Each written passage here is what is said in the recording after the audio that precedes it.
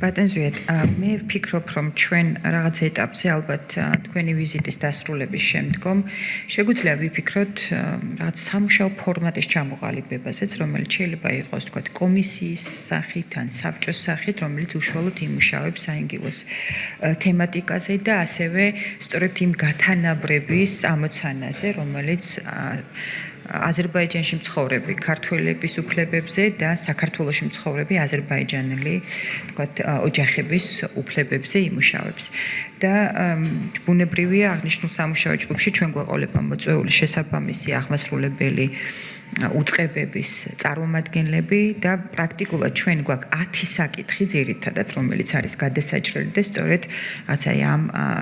ძირითადი მიმართულებებით შეგვიძლია უკვე რეგულარულ ფორმატში გადავიყვანოთ მსჯელობა და თქვათ პროგრესის მონიტორინგის საშუალებაც გვექნება. მე ვფიქრობ, რომ ყველა საკითხი მეტნაკლებად არის თქვათ გადაჭრადი ისევ და ისევ ორმხრივი მოლაპარაკებების ფორმატში და თანამშრომლობით ფორმატში.